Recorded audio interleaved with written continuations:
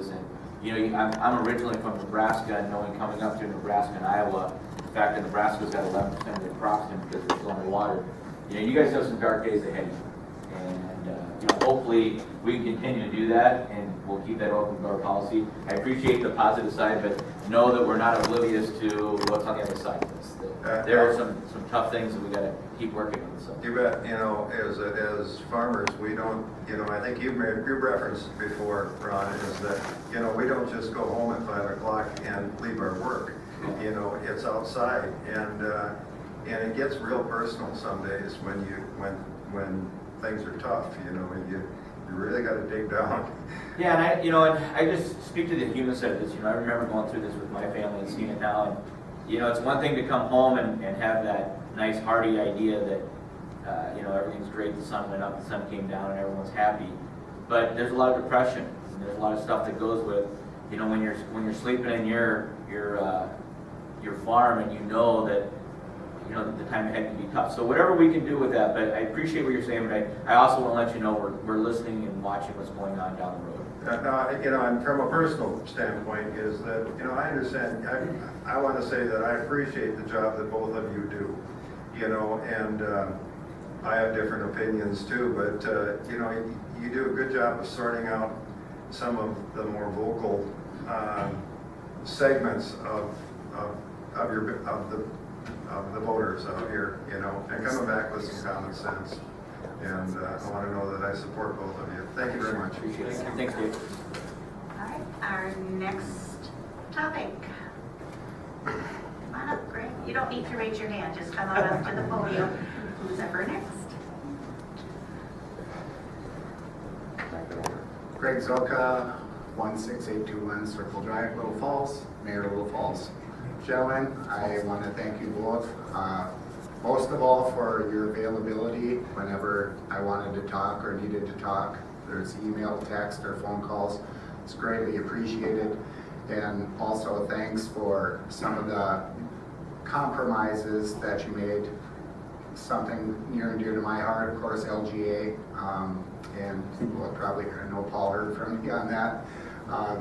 That was great that we're finally going to get it up to the 2002 level. We have so many issues with streets, sewers, and everything else in our communities, and it's not just Little Falls. You know that. I think you both do a great job of representing this area. That is greatly appreciated. And recognizing that daycare is an issue, Paul, we've been down there and had visits with you on that, and there's some dollars for some imaginative things with planning for daycare and broadband. Ron, you've been a champion for that for as long as I can remember. So not really a question, just thanks for what you're doing.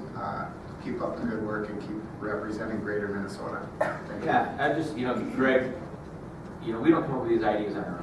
And it's nice to be a champion because we're not authors of it. They come from you, they come from the city, they come from the school. I'm just glad that we're, from my standpoint, I'm glad to take those ideas and either get them to fruition or make them better. So, and I look at Kathy, I look at what you guys have done with the opioid stuff. I wish I was that smart. I wish I had come up with all these solutions, but it's really taking all the great things that come organically, and so thank you for that. So my comment at the Capitol is, if it's really a good idea that somebody brings up, I say, was that my idea? And they all go, yes, that was your idea. But they don't do that in the minority, by the way. But the local government aid, I mean, our tax chair did not want to do local government aid, but lo and behold, we did local government aid, and at the number to bring it back to where it was in 2002, that was a big step. But I know most of our communities that will have a major impact, and my only request is use the money wisely, because it won't continue. Our tax chair says, I'm not going to give it next time. But anyway, I mean, that's one of the areas that it just helps to have the feedback. The teacher tiered licensing, many of my school administrators said this is a working program that you guys did a couple of years ago to let us have more teachers come. We have a workforce shortage, a teacher shortage. We have more opportunity that was the defining moment for me on that issue. I didn't want people to get rid of something that I saw working. And so, like Ron's saying, that feedback to us is extremely helpful, and really all the good ideas typically come from you. Well, thank you, and also, before I go, and I'll leave you alone, thanks for the help on the wastewater facility. You're both very supportive, and that was greatly appreciated. Yeah, one comment on that one. So there was a lawsuit for $100 million of bonding, and that lawsuit would have tied up all the programs for years. And so Little Falls came down and said, we gotta have this, we gotta have it now. And so I literally gave up the lawsuit to make sure that we had the programs. There was $100 million of programs across the state. I felt it was in our better interest to make sure those programs got done for people like you coming down there. Okay, great, thank you. Next. Good morning. I'm Sheila Watercott from Peers, and I work on youth substance use prevention. And so first of all, just thank you both for your continued support for youth substance use prevention and keeping that conversation front and center. We all know that in so many increasing ways, our youth struggle with mental health and substance use issues in their families and for themselves. And so empowering communities to find solutions that are really going to help our youth is where we need to be. So thank you for all that. So if you both could just comment on the new opioid stewardship bill, that would be great. So we finally got it passed, first of all. It was difficult in that we didn't really want a new fee, but there was really no better way to do it. And so whether the lawsuit comes through or we get a lot of resources from the state or not, we're going to have ongoing money to use in a number of programs, particularly Little Falls has led the way on that, which I love. But it's going to create a pot of money to do a lot of different things. And so I'm excited about that. Assuming we win the lawsuit, there still will be a fee on the pharmaceuticals. It was pretty interesting when you realize that a liquor license might be $5,000 and these large pharmaceuticals have not even $1,000 fee. And so the point is we have resources coming in now to address it. I brag about Little Falls and what you guys did down here all the time. But if there's other programs that come up that we fund as well, great. We need to turn the tide on this. It's a major problem. It's one of the reasons I was opposed to recreational marijuana. I just felt like, how can we say we want to do this and then legalize something that creates similar problems to that one? And so that's just my general comments on it. Yeah, so on my side of the house, getting this over the finish line was good. It was a win. It's not the win that I was hoping to see in the House side, and here's why. I think that when we came through and we were putting the opioid solutions forward in the last session, and then when Governor Dayton vetoed, we were addressing the problem, getting money to programs like yours right away. The sentiment changed in the House to, we need to do this, but we need to punish the pharmaceuticals. And I think that got in the way. That became a political statement versus a solution statement, which is, trying to find victims and trying to find people to blame doesn't get us down there anywhere. What essentially happened, and what I think is the downside of this legislation, is we've created a stewardship fee and we've created a revenue stream that won't happen, but now we have to create a council, and that has to approve the grants, and the money is now 18 months out, when the reality was we needed the money in January. And so that was my argument against this, and that's what I fought hard for in the House. And I just couldn't get them there. Literally, the rhetoric of punishing somebody first became more political, and I know why. It wins elections. We're seeing it now with the insulin bill. We had a chance to solve that, and folks in the House chose to back off of that because they wanted a political statement. They want to go, and I think that's wrong. And I don't care if our side does it, I don't care if their side does it. It's wrong every time because we're leaving people in a lurch, and I guess Paul gets to be the optimist today, and I get to be the pessimist all day. But those are the things that we need to correct. He is right, by the way. And I don't think, what they did, they negotiated the best they could. In the House, we had a chance to fix that. We could have sent that to those negotiations, and they didn't, and that was disappointing for me. I agree. Thank you. Thank you. Next, go. Good morning, Kathy Lang, 16542 Riverwood Drive here in Little Falls. And on behalf of St. Gabriel's here, and also I'm a board member of Oasis Central Minnesota, I can't thank you both enough for continuing to support our programs. And you are smarter than me. You can take credit for whatever. But even expanding into our emergency housing bill for homelessness and then sober living too. Thank you both, Representative Kresha for entering that and Senator Gazelka for putting that forth. So, and supporting that, because now we have a good start in some additional funding to make that happen. And right now we're sending those with addiction into homes where other people are using, and it's just not a recipe for success. So we'll continue that, and I can't thank you both enough for listening to our troubles and trying to correct that. So thank you. Thank you for what you do. You're welcome. Yeah, just a quick comment, Kathy, and you're absolutely right. One of the things that I've learned through personal examples as well as just helping people, if you can't take care of the basic housing needs, you can't get them past whatever's causing the chronic addiction and inebriation problems they have. And so, if you're going home to a bad situation every night, you're looking for ways to deal with that. If we can improve that, that's a start. It's a start for someone to start to reconsider how they're making life choices. So, yeah, all makes sense. Next person at the podium. Robin, can you come to the podium, please? I'd just like to let the viewers here know I'm disappointed that the city spent almost over $54,000 for recording equipment in this chamber recently, and there's nobody back there recording. That's just another travesty. I'm recording live on Facebook, and I want everybody here to understand and know that this is the second time only that I've posted a Facebook Live, and I've got viewers from all over the state watching and even local people watching. So it's important that these meetings are televised. Little Falls and other cities violate the Constitution, state and federal, all the time, and they get away with it. You can help us solve that problem by fixing the laws on the books that have no teeth, such as the Open Meeting Law, Data Practices Act, the franchise laws, etc., etc. There are hundreds of them. None of them have teeth.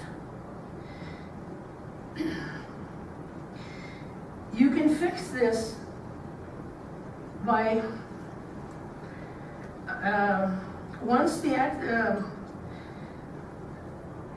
the way you have to fix this is once the citizen activist puts them on notice that they have violated any of these acts. If they don't fix it within 30 days, then the citizen activist should have a right to act as a private attorney general and bring a legal action as a private attorney general, and the city must pay a minimum fine of $5,000 to the citizen activist, and they could end up having to pay all the attorney's fees and greater damages. The reason for this is it encourages people to hold cities accountable. It's just like 42 U.S.C. 1983. That was done so private attorneys would take these cases on and take the risk that they might get paid at the end. Otherwise, citizens like myself have to bring a federal lawsuit, like the one I filed in 2012, which cost the city in excess of $250,000. And I would also like to add that at present, within the last couple of months, this council here in Little Falls agreed to permit an unconstitutional event 2 years in a row. The 2019 Chalk the Walk event here in the city is unconstitutional. Guidelines are unconstitutional. They give unfettered discretion to the businesses, the judges, the Great River Arts Association, and the Convention and Visitors Bureau to decide what content goes on public streets. That's a serious violation of our federal Constitution. Just wanted to bring that to your attention. I appreciate that we have events like this where we actually are, Representative Kresha and myself are held accountable by the people that we serve, and that Doesn't mean you can't always try to improve more openness of meetings, but in the end, we want to be accountable to you, and that's why we come to things like this. Okay, next person at the podium. I was gonna comment. Oh, go ahead, I'm sorry. Yeah. Thanks. Just respectfully, I appreciate, I disagree. I disagree wholeheartedly. I think our city does a great job. I know the people that are trying hard, they are trying to get the community active, and I will say this to all the community members, I'll say this to the 39,000 people I represent, democracy is participation. You have an obligation as well to contact us and to reach out, to come to these meetings, and in social media and Twitter, people have more access to finding out about these events. So I appreciate where you're at, Robin, but no way would I ever support the legislation you have of suing the cities and all that. That's just ridiculous. People can come to these meetings. They can find us on Twitter. I hear it all the time. Go be an activist. Great. Good luck. You can sue in federal court as much as you want. You have that obligation and that right. I will leave it there. Okay, next person at the podium.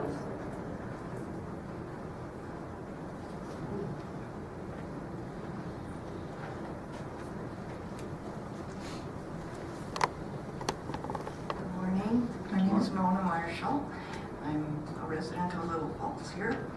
I want to say thank you for that impressive list of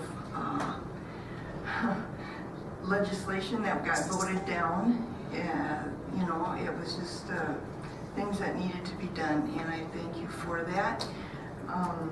The reason I'm here is I have a question about the Initiative Foundation. My question to you, Representative Kresha, is who oversees the doings at the Initiative Foundation? Can you please clarify that for me? Yeah, I mean, we don't have any state authority over them. It's a private partner, private-public partnership. They, like any other entity, can apply for funds that, I know we put economic development funds out there in the last couple of years, and there's some daycare funds that they would manage, but like any other entity, they can apply for those programs. So, in a nutshell again, can you tell me who oversees them, I guess financially?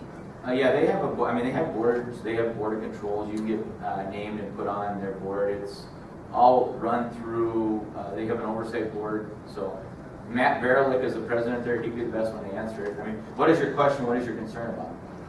Well, I just wondered if taxpayer money was involved in, starting up, if we even voted for this or not, if any taxpayer money was involved in the startup or in the running of it. Oh, yeah, you'd have to, like any other foundation, there's lots of rules that guide them and how they get there. I go check with Matt. I mean, it's not like we have put them in place and given them a charter.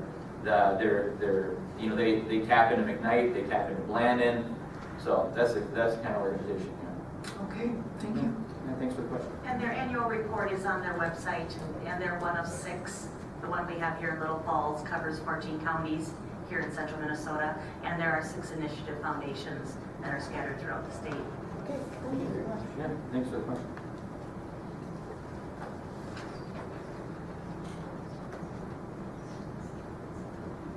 Next.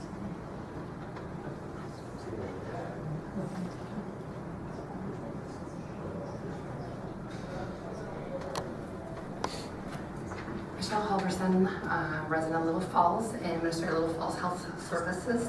We run a long-term care facility and assisted living, and I just want to thank you both for not cutting funds. And I realize we have some new legislative rules that we'll be following in assisted living. So really, I'm just here to say thank you. I think we filled up your emails and your voicemails and all of that, and I know that a lot of the people in the community really are appreciative of all that you've done to really focus on seniors in our community. So today, it's really just a thank you. So, first of all, we passed the Vulnerable Adult Act. I don't know exactly what it was called, but it really was everybody coming together to say, let's make this better.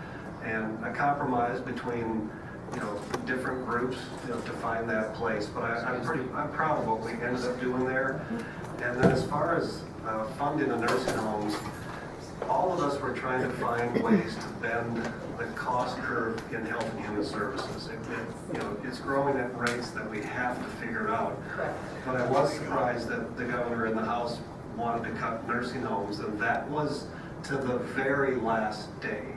And we just felt like that was one area that we should not cut. That we worked hard just a few years ago to increase funding, and so that was a battle that I hope not to have again.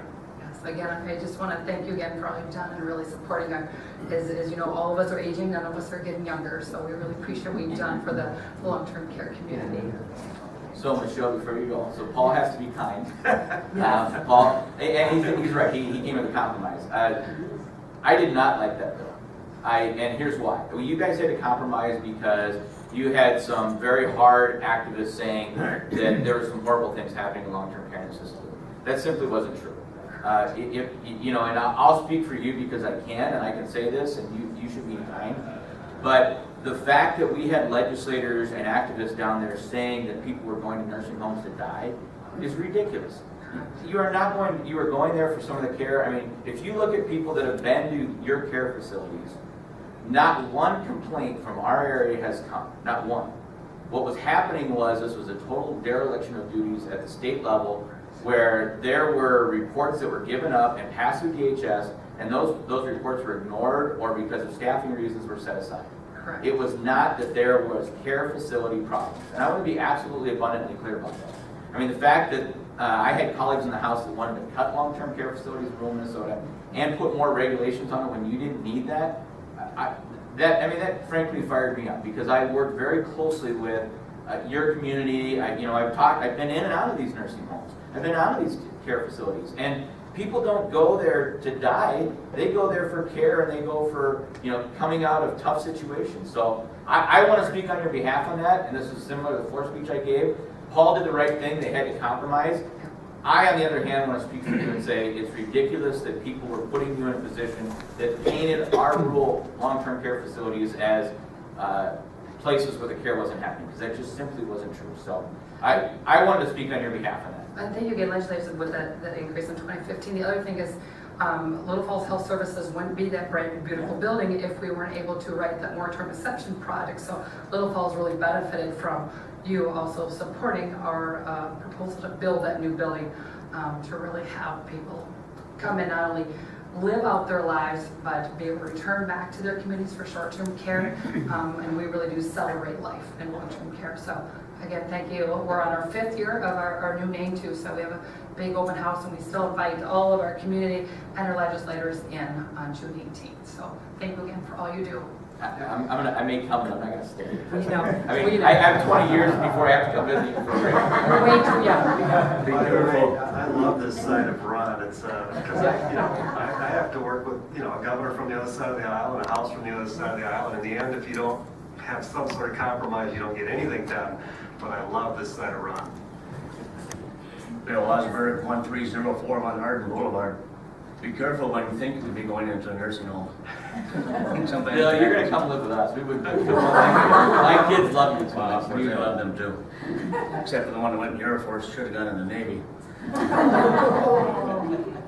I'd like to be, if I'm going to be labeled an advocate, I wouldn't want to be called an activist. I would want to say on behalf of the Little Falls Care Center and the staff that's there, as a hospice volunteer through CHI St. Gabriel's healthcare and home hospice and home care, it's a wonderful facility. Little Falls is blessed to have 2 facilities such as St. Otto's and Little Falls Care Center.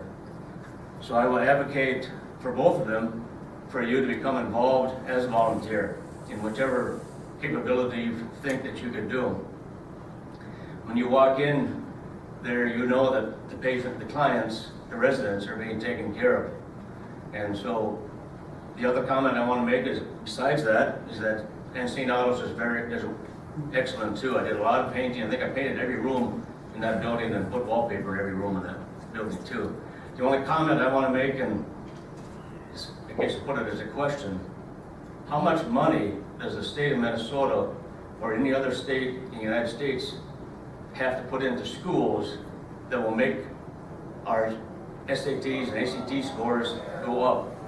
And my feeling is that money is being poured into schools without any regard to what the what the money will actually do to improve any situation. Yeah, one comment I'll say. One of the biggest disappointments of this session for me is that we did not get opportunity scholarships passed. That was allowing individuals or corporations to donate money to go into a fund to help kids that were in schools that were failing to have an opportunity to go somewhere else. Often a parochial school, but it didn't have to be. Because we saw, particularly in Minneapolis, St. Paul, some of these kids go into some of these different schools that would have virtually 100% graduation rates and going almost 100% going off to college. Same type of individual, very diverse group of kids, and a particular public school right next to it with 40% graduation rates. And so they complain that we have a large disparity in Minnesota between kids of color and white kids. And I'm saying, let's try something else. And we know that this works. And so that was one that, isn't always about money. It's about trying to do other things that work. And if something works, let's put some emphasis into it. So that was one of the things I lost. I fought for it till the very, very end because I knew it made a difference for kids. And so, money is important at some level, but there's a lot of other things that we should be willing to try as well. Okay. Next person at the podium, please.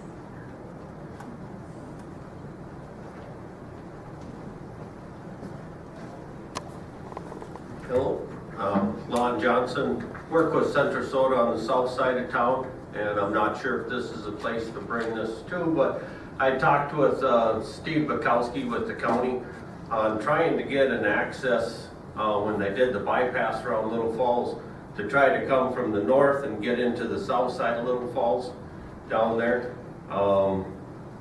You got to go through the downtown to get there. And then actually when I talked to Steve, he said they were looking at trying to get something with Highway 35 going south. It's kind of a death trap with semis trying to go south.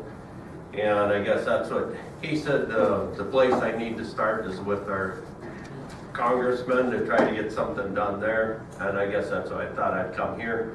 To me, if they can get some type of a loop or bypass or currently where it comes over top, and then Steve said we could probably loop up 35 to come up over that overpass right on the south side and make so we get some accesses coming in and out of town. So, and I guess some of the things I look at there is your ambulances coming through town, your hospitals on the south side. We got our semis coming in and out, Knife River, and actually when you look at it from overhead, you can see down by Hilmerson's where it's a big dark loop. You can see there's a lot of vehicles going south of town and making U-turns down there to head back north on Highway 10. So I didn't know if this was a place to bring it to, but I thought, well, I'll come on down here once and see if there's something we can do. And I know you're working with MnDOT, so it's not going to happen.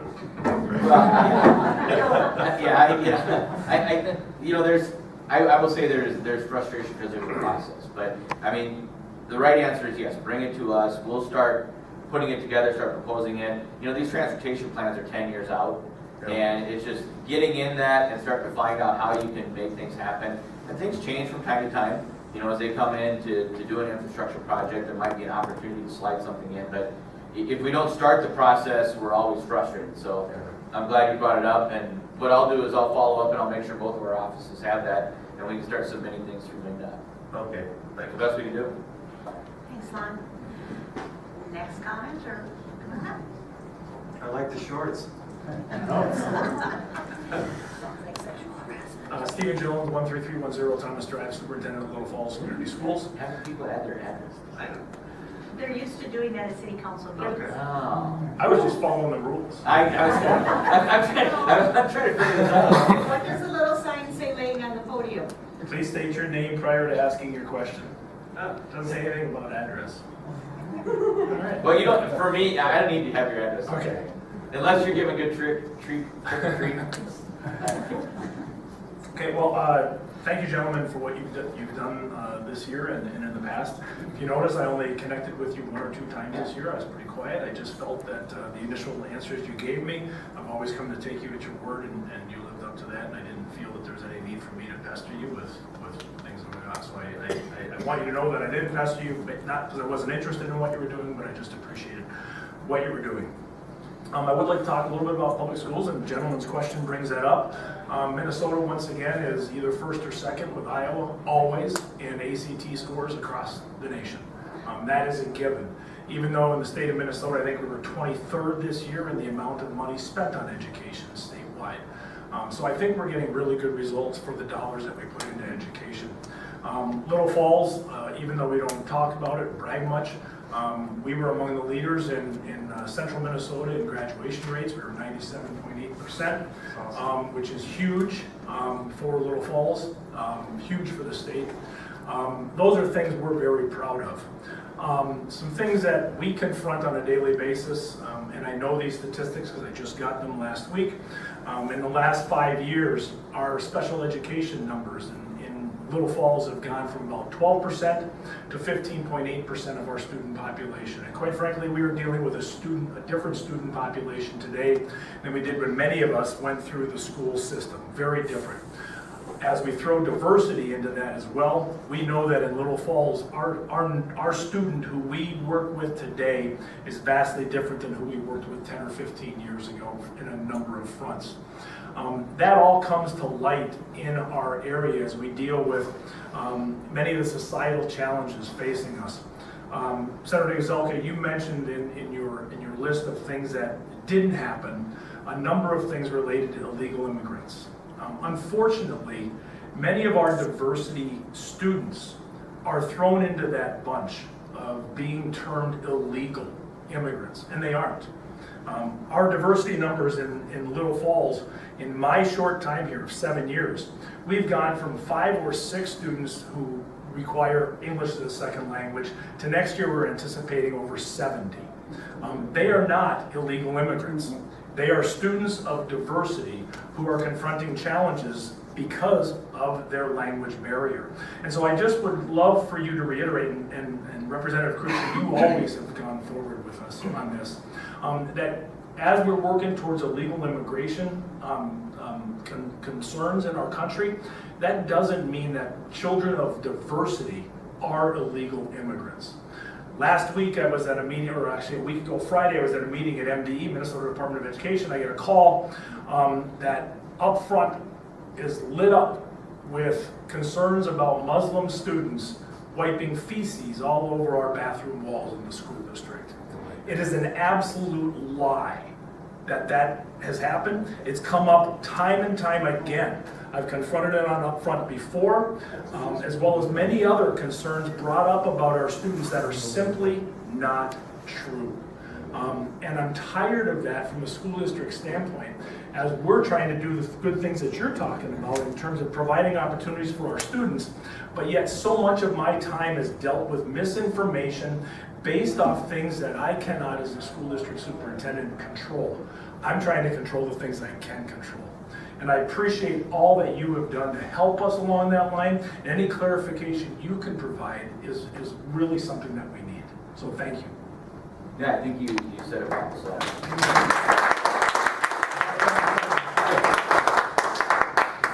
Yeah, thanks, Steve. And really, I do care about what the superintendents in particular will give me for feedback for what actually is happening. You know, I mentioned the teacher licensing thing, that actually was listening to you on that particular one. You know, and even the immigration issue for illegal immigrants, sooner or later the southern border is going to be closed. And when that happens, I've always said, once that happens, what do we do with all the people that are already here, that have been here a generation? The particular ones that I find very, very difficult is somebody moved here when they're, say, 3 years old as an illegal immigrant, and now they're 30. They've been raised in our culture. They're every bit American in how they think and what they do. And we have to find some solutions for that whole area as well. And you know, our population is changing. I want us to be welcoming to the people that are here. I want people to follow the rules. That's why I want the border closed and then figure out, what we do with people here. But the issues are much more difficult than just black or white. As far as it's a lot of gray area that we have to kind of figure out how to do it. And you as a leader in the school will help us to get there. Yeah, I don't know that I could have said much differently than you. But one thing I will say, when in my long career of doing things, I've been a custodian in many places, and I can tell you that many people make bathrooms really ugly. I've seen 8th grade white girls do the worst things you can imagine to bathrooms that we've had to clean up, and lipstick on the mirrors. I think that whole, when we start categorizing and stereotyping, we're going to be wrong. I've been stereotyped my whole life, and I've proved them wrong every time because people just have to understand. What I will say though, and I think I can put it this across the board, if we're really going to make a difference, if we're really going to change the dynamics of what our next generations are going to be, it's going to have to be with the kids. And it doesn't matter what color they are, it doesn't matter where they come from. It's the fact that these are kids in the earliest stages that are trying to figure it out, how to be good people, and through our civics programs and what we do, we absolutely want to teach citizenship. We want to teach what it's like to be, it's no coincidence that we're here on the 75th anniversary of D-Day. We had thousands of young men and women who went overseas to do things for countries that we didn't have to. But because of that is why we're here today. And so I bring that up because it starts with those young kids. I don't care who you are. Once you are born, you're a blank slate and you have an opportunity to potential. We need to help you along with that. And when we miss that opportunity, they become adults that we suddenly have to backtrack on. And that's when our own biases play through. So I guess I would just offer it that. Maybe I'm a bit nostalgic on this, but I think about my 25-year-old son, go Air Force. 75 years ago, he would be on a beach today hoping to get up that cliff. So, I'll just put it in that perspective and go from there. Thank you. Bill Osberg, I'm not going to give you my address. Kudos to Steve Jones, Little Falls High School baseball team going to state. Yeah, well done. Steve, you coached every one of those kids. Yeah, exactly. Randall Dietrich, Executive Director of the Minnesota Military Museum at Camp Ripley, and just wanted to echo comments from other people. You and your staff have been very accommodating in meeting with us throughout the session, so thank you for that. Want to give you the chance, if you had any thought on the state government and finance bucket and how that ended up as an observation or comments you might have on that in general, but more specifically, it was introduced by the governor that he had some bonding issues that he was pushing forward, and there was some resistance to that looking to next year as the bonding year. Was wondering if you would more specifically speak to what that forecast might look like and your thinking about bonding for the year ahead. So, first of all, Yeah, as far what as do we do by? it's up to the house. As far as military and veterans affairs, I think in the end both sides try to match whatever is requested there. Sometimes there's some positioning in negotiations to begin with, but I always say look at the end result to see where it's going to be. As far as bonding next year, I'll be surprised if we don't have a pretty large bonding bill, and I'm pretty certain that Representative Kresha and I are very interested in a military museum up in this area. So keep asking, keep pushing, but it's definitely on our radar. I know that I am very interested in it. And Randall, did you want to mention the funding the military museum got, the project you had?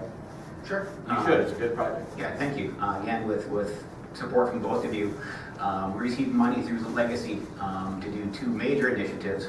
One looking at expanding the exposure that students and the general public has to General John Vesey. Garrison is where he last lived, passed away a couple years ago.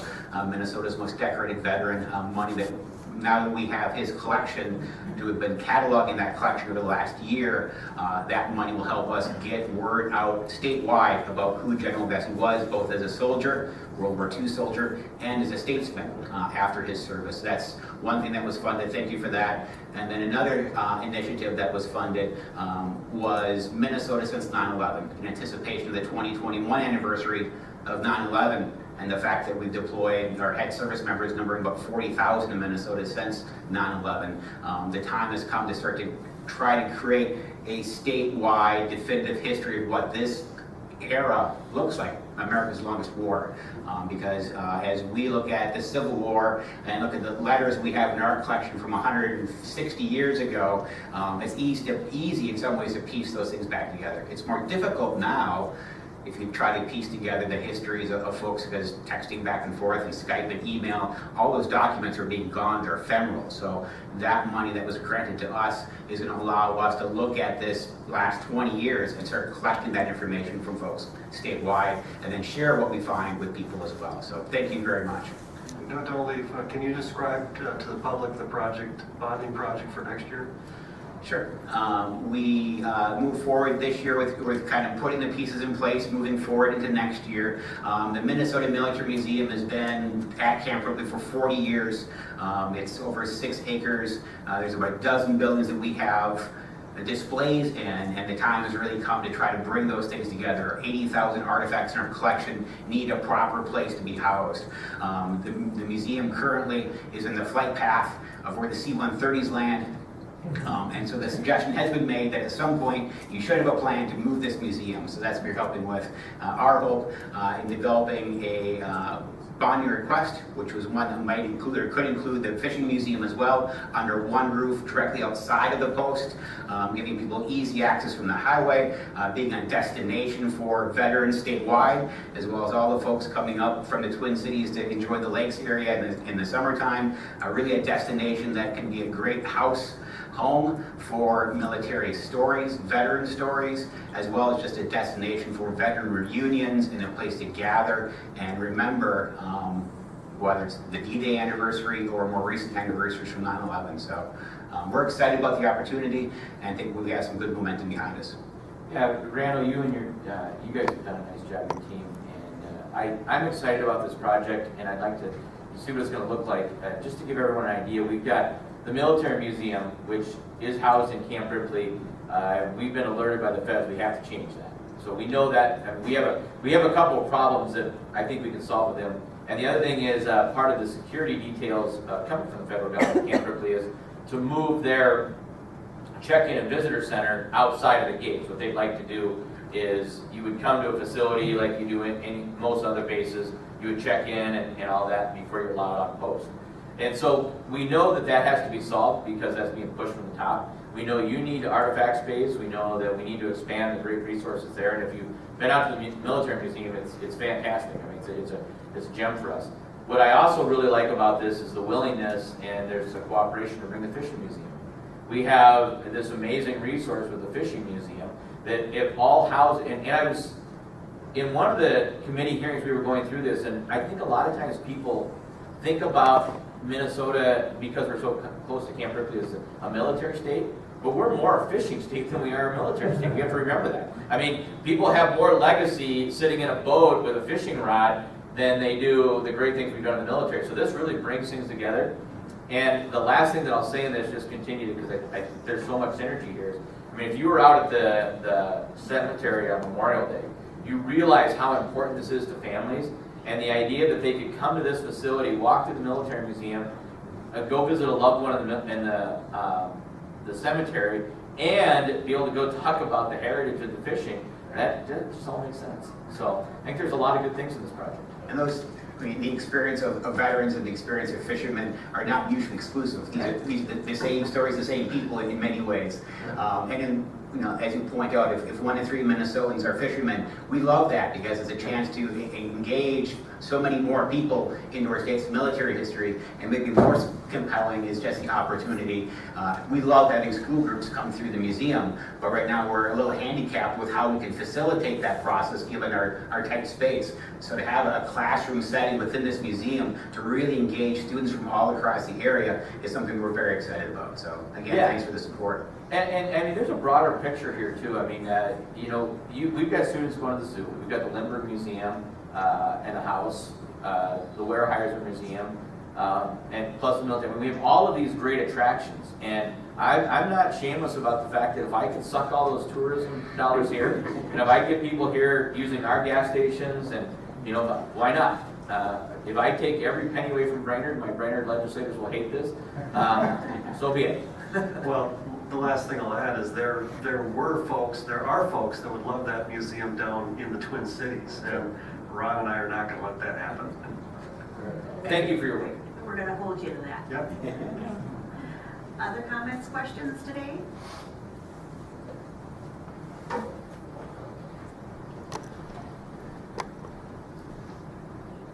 Stephen Browning, and the one thing I do have to commend you for is agreeing to that provider tax. And I know that was really hard for you and that was not something you wanted to do. But if we're not going to come here and congratulate you and praise you for those sorts of things, you might not make that kind of agreement or that kind of bond again with the governor during the next session when it comes up. Because I know the last time we talked about that revenue, that was a lot of money that can go for projects and things around the state. And you might not have wanted to do it, but we're really appreciative of it that you were able to step across and say, yes, it might not be the revenue we wanted to raise or how we wanted to do it, but I'm willing to make that deal. So that is something you need to be told, that we're not just going to sit around and dump on you for it. And I appreciate that. I also appreciate that you also agreed to the 2% a year instead of the 0.5%. And that's going to go a long ways to helping a lot of our special education needs that we have at the school and covering that funding gap we have.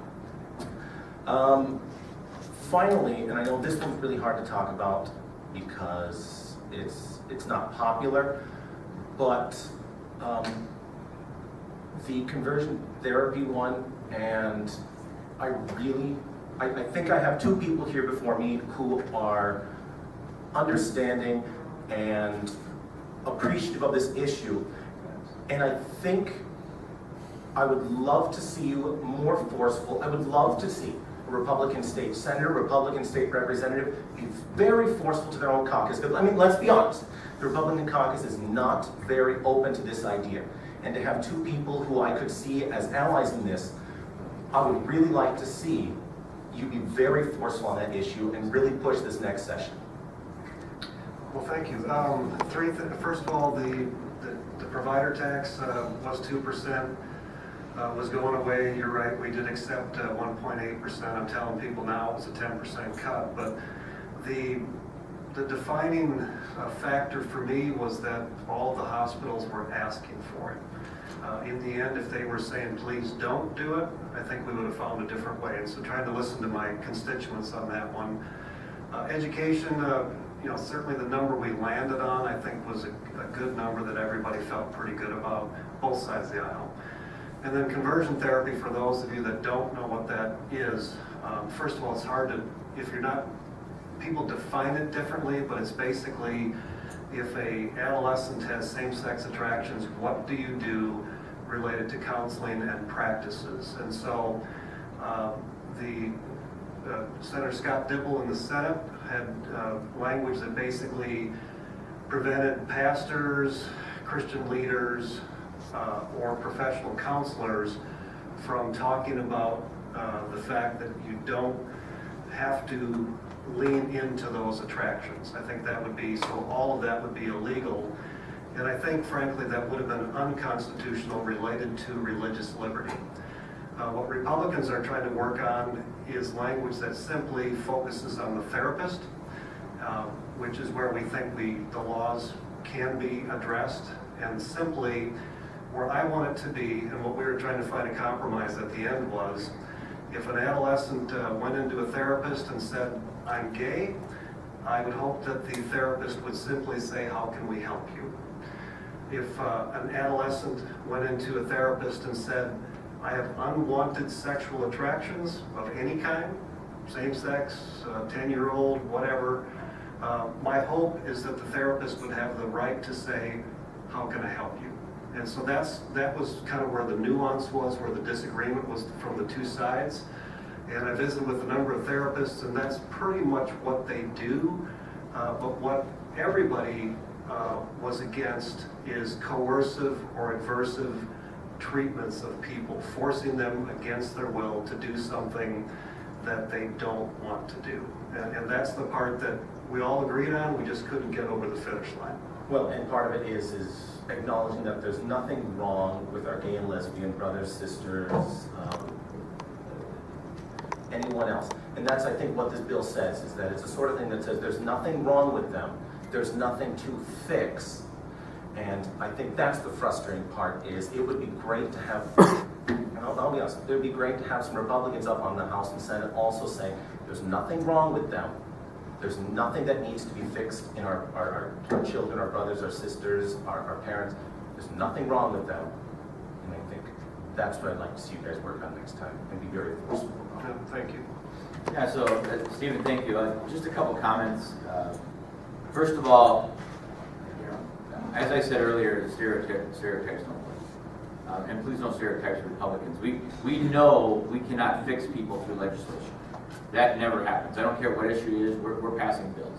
And if you think that there is this undercurrent of not acknowledging the acceptance of our gay and lesbian friends, and you're wrong. I can tell you, I've been in many meetings with my Democrat colleagues, and we all have people in our families that are struggling with these issues. And I don't even say struggling. I mean, it's a spectrum. We understand the acceptance of what's happening there. But we make laws, and I can tell you our laws are going to get it wrong if we don't take our time and do this. We're not going to make it right for anybody. I can't change anybody's challenges on addiction, or I can't change anybody's challenges on anything in their life through a law. So, please don't think that the Republicans are saying people are bad. That's not what we're saying. We're trying to get a legislation right that's going to affect a lot of people. I'm saying the language covering the Republican Party is not helpful in this instance. And I'm not talking you. I'm not talking you. We're not saying all. I'm saying the party. I'll finish my comments. You've had yours. You can have yours. I want you to know there's a lot of people behind the scenes. We talk across the aisle. There's a lot of conversations, and if you've been down in cities, you've seen me where you know that we're trying to figure this out, and what gets said in the back of the House floor away from the cameras is not how do we, it's how do we get this right. There are colleagues on the other side that are coming to us and saying, we need to work together, and we're trying to. What is not helpful, and I'm going to be, and this is not you, and I'm not coming at you, but when the Star Tribune runs a BS article against a good friend of mine, and the way they hit the personal family stuff, that is not helpful. That was wrong. That was out of bounds, and that was politically motivated. And if you haven't seen the article, don't go read it. But I'm just telling you that, Stephen, you and I agree on this probably more than we disagree. But when things like that drive a wedge between good people who are trying to figure things out, and they paint people and they use their kids against them in the spotlight, that is wrong. And that's what's wrong with our society. That's what's wrong with the way this process works. If we're, Stephen, when you come to me and you came down, we sat in my office, we talked. I respect that. I've had many of those conversations. That moves the needle on progress, but I'm just going to be very, very honest. If you see people out there using social media and they're driving a wedge and they're using kids and misinformation against legislators, and I just had to speak out on Paul's behalf of this, that's wrong. That's not how we treat human beings. That's just wrong. And I see these emails and I delete them all the time, but that is not how we move the needle on being better human beings. In fact, that's how we become the worst side of us. So I'll just leave it at that. Okay. Thank you for your comments. Next comments? Nobody talked about hands-free or slow poke. I like the slow poke one. Me too. Good morning. I'm Shirley Jaff, and I'm here on behalf of my concern about the governor's One Minnesota plan. And I know you said that you didn't pass One Care. But there are many initiatives in One Minnesota, and I wanted your opinion on public housing. I really don't feel the state of Minnesota belongs in the housing business. And there is a push from economic development and questions about the need for it. We're not we're not all the same. And I don't think what's happening in suburban Minneapolis or whatever is necessarily true here in our area. And I don't think that we should be in the business of promoting One Minnesota. Okay, so I thank you for that. I want to make sure I clarify. I'm going to separate, because the One Minnesota to me is a campaign slogan. And it probably means something different than I would interpret it. But let's go specifically, what are your concerns on the housing? Because that's what I was listening for, and I want to make sure I understand. Okay.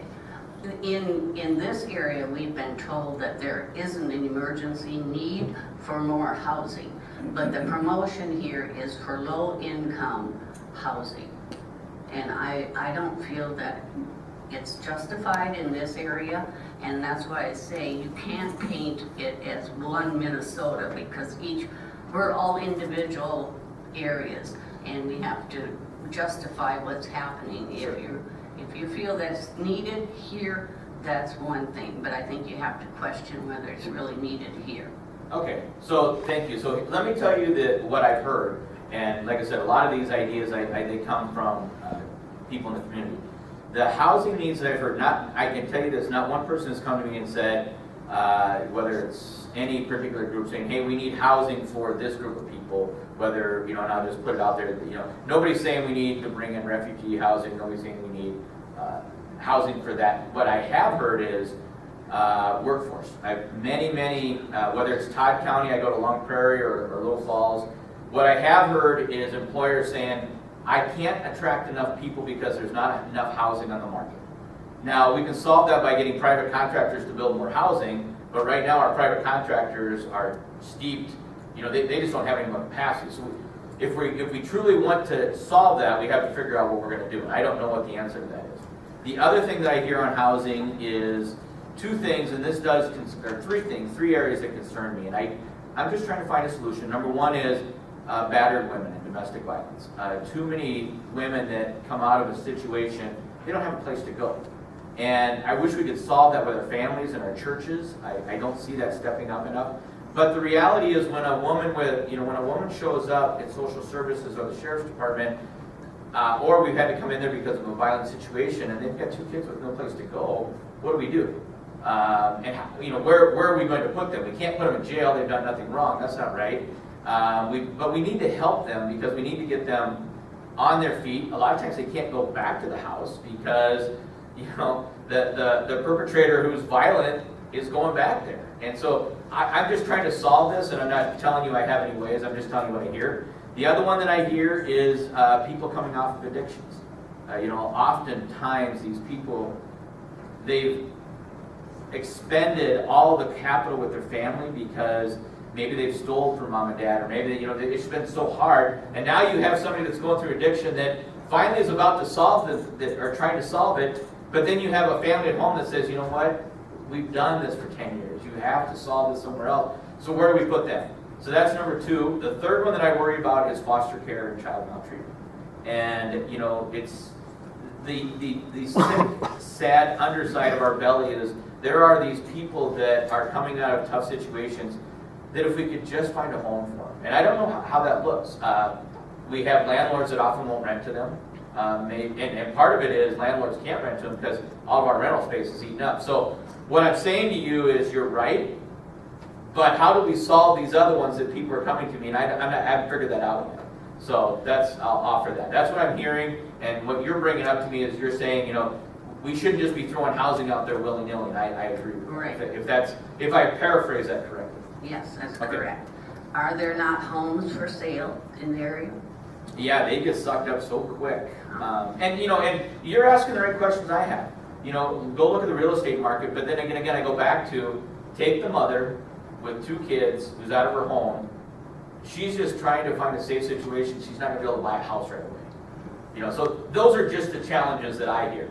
Right. You know, I talked to a business owner in Long Prairie, and they said they have a housing shortage, and so that's where we can try to cooperate with a private developer to create some workforce housing. That's sort of what Ron talked about, you know, that we're trying to emphasize as well, because we want more jobs to get out into rural Minnesota. That's, you know, so if there's a housing issue aligning with that, you know, then we need to pay attention. Normally it's regional areas, regional centers that is where those things are built. And then the other thing I've got to keep track of is Senator Tory Westrom said it's way more expensive to build some of this housing that's being developed. Why don't we talk about manufactured homes? And so he actually has an initiative that became part of law this year that we put more resources into manufactured homes because it's far less expensive to provide a place for people to live and create ownership that way. So, you know, so I understand what you're trying to say, but hopefully what Ron and I are trying to say is a different side of that coin as well. You know, the other thing I'll add to this, the good news for the concerns you have is we don't have enough money in the budget to do it anyway. I mean, you're not going to see suddenly we're going to have money to just be able to give it to cities. I mean, we were just trying to get them fire department money. Thank God they had that, right? Yes. But the other thing that I would say, Shirley, and I think maybe this will give, if there's anything I can give you a little at ease with, the 2017 federal tax bill that created the opportunity zones really seeks to address this. And those opportunity zones have done for communities is they've opened up a tax incentive for contractors and developers to start to put housing up. It really is a public-private partnership, but it's going to be done by investment dollars and not done by other special interests.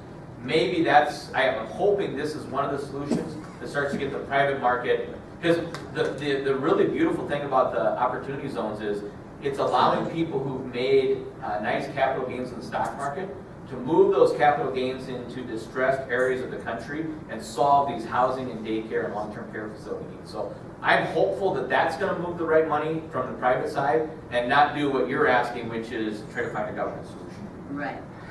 Back to the workforce too. What we hear is employers saying we can't find qualified workers. Not that we can't find workers, we don't find qualified workers, people who really want to go to work and work. Yeah. I mean, there's two sides to that coin. One of them is we have such a low unemployment that almost anybody that wants to find a job will find a job right now. If they have a decent work ethic, there's no problem.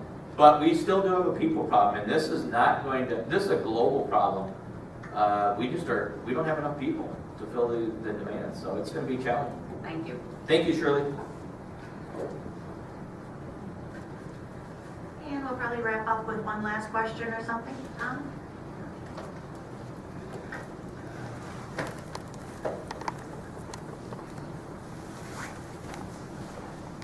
I'm Tom West from Little Falls, and I was out of state when you were wrapping up this session, and so I've been trying to catch up.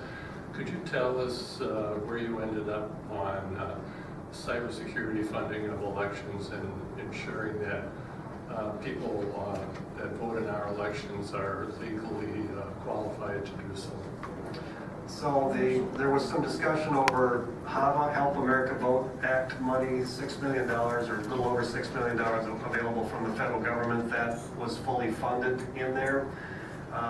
In addition, I believe it was $20 million for cybersecurity was in the bill that passed. One of the issues that we wanted to include that we did not get in is provisional ballots. So if you came to vote and there was a red flag of some sort that questioned whether you were a legitimate voter or not, we wanted you to be able to cast a provisional ballot, and if you could prove that your vote was valid, that it counted. That is what all but like 5 states do. And Minnesota is different there, and where in Minnesota you vote, and if a red flag comes up, the vote counts, and then they go back and try to verify it. So we just felt like that was not an appropriate way for election integrity, but we did not win that case.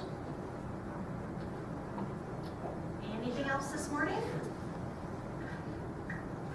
I am going to wrap up with just some comments here. As most of you know, the West Side Bar did burn down at 1 a.m. on June 5th. Was electrical fire caused by lightning is what the initial reports are saying to us.